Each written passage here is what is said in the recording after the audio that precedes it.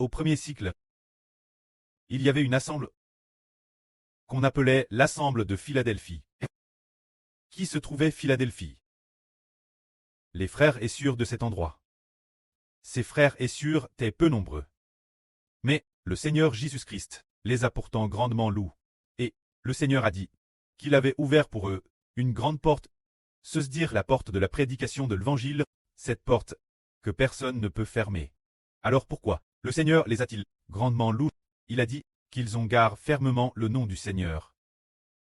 Qu'est-ce que garder fermement le nom du Seigneur?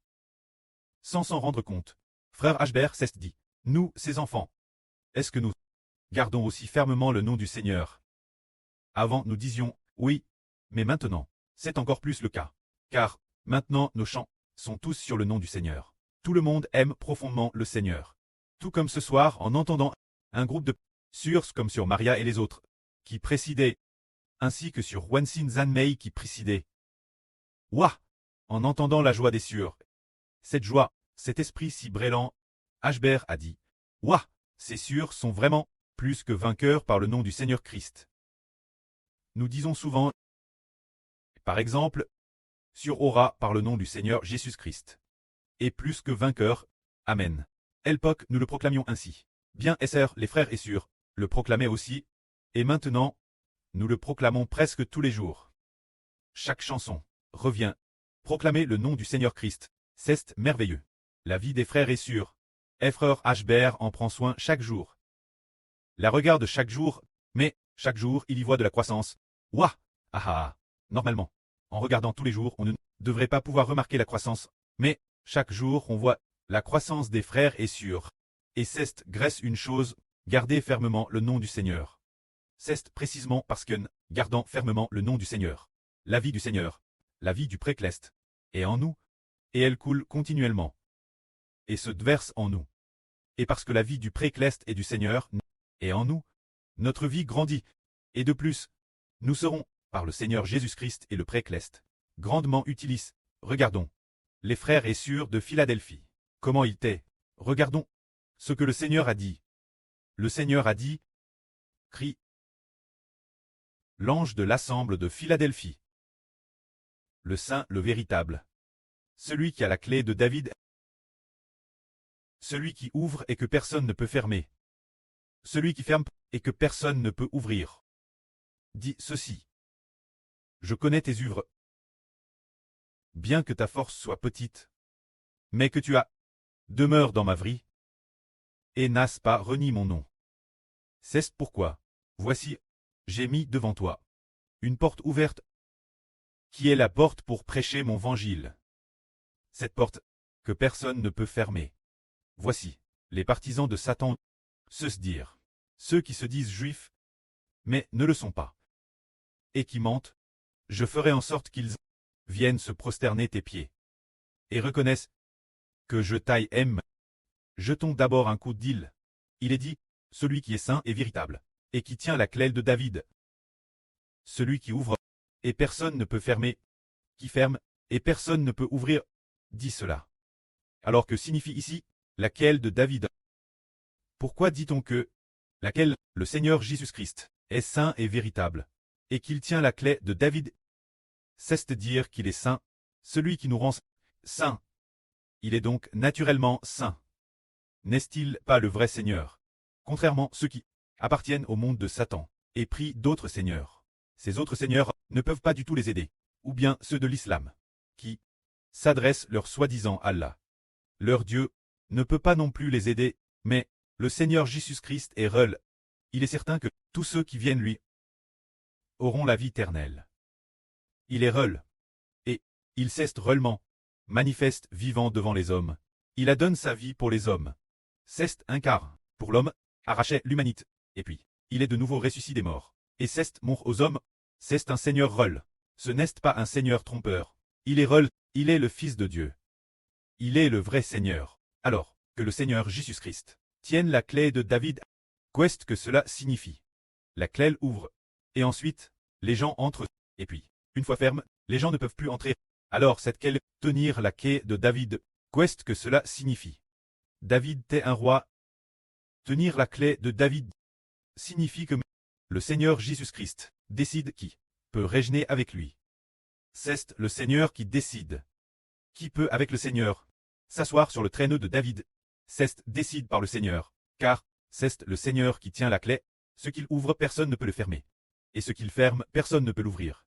Et maintenant, cette clé, le Seigneur la aussi donne aux frères Hébert, ouverte ensemble, et puis, pour régner ensemble, alors, le nombre est complet, ferme immédiatement.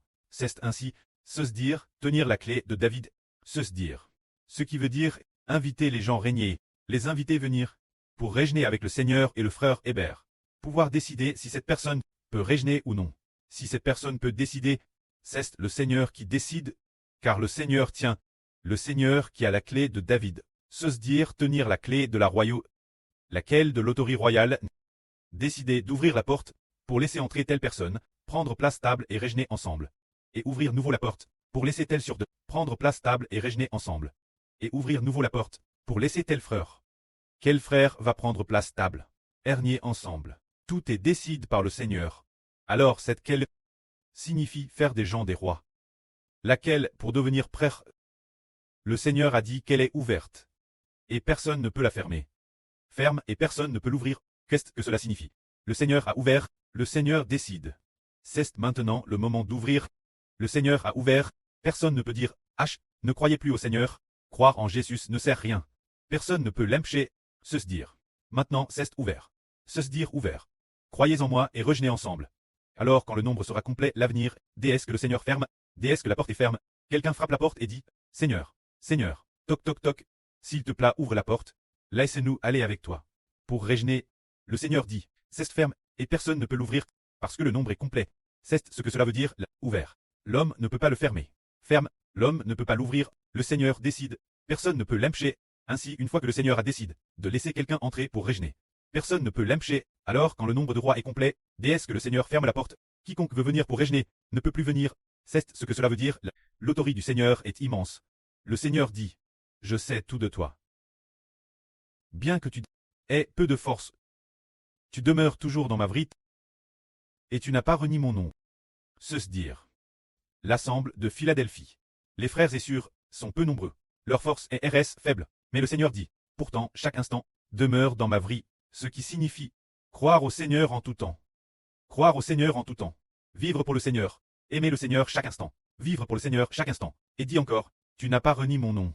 Reconnaître tout moment le nom du Seigneur. Comme nous maintenant, ce groupe d'enfants, c'est DJ Terrestre bien.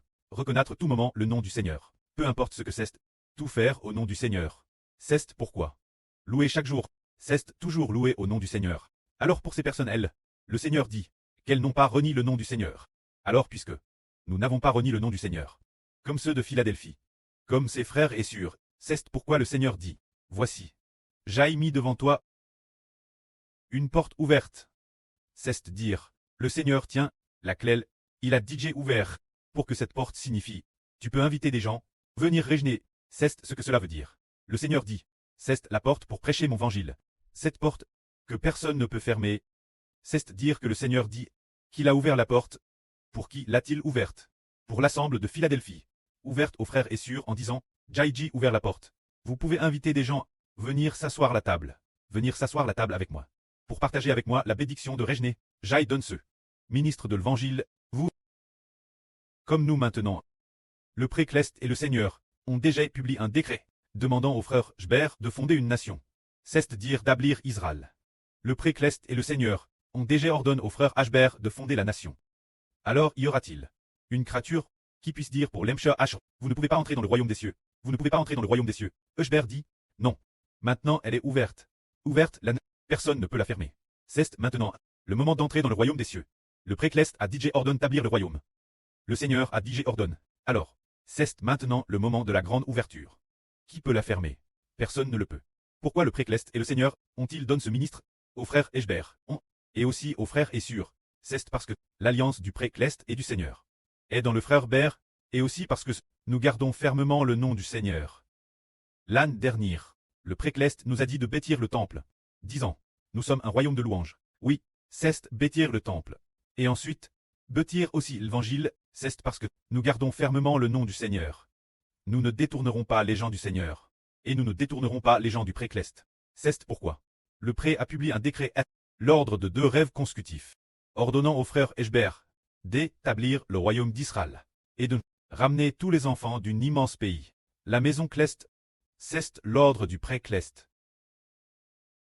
Le Seigneur a encore dit, ceux qui se prétendent membres de la synagogue de Satan viendront finalement se prosterner devant Philadelphie. Devant ses frères et sœurs, ils n'appartiennent pas du tout au Seigneur, mais ils prétendent lui appartenir. Et de plus, viennent calomnier ceux qui aiment le Seigneur. Quand ces calomniateurs, ils seront finalement rejetés par le Seigneur. Alors le Seigneur dit encore, puisque tu as entendu comment j'ai persévéré et que tu as agi selon ma persévérance, je te garderai aussi de l'heure de l'épreuve, celle qui va venir sur le monde entier. Pour prouver les habitants de la terre, je viens bientôt. Retiens fermement ce que tu as, afin que personne ne prenne ta couronne. De celui qui vaincra, je ferai un pilier dans le temple de mon Dieu. Et il n'en sortira plus jamais. J'écrirai sur lui le nom de mon Dieu et le nom de la ville sainte de mon Dieu, qui descend du ciel d'auprès de mon Dieu, la nouvelle Jérusalem, ainsi que mon nom nouveau, tous seront écrits sur lui. Ce que l'Esprit Saint dit aux églises, que celui qui a des oreilles écoute attentivement, cela signifie que, parce que les frères et sœurs de Philadelphie imitent la persévérance du Seigneur Christ.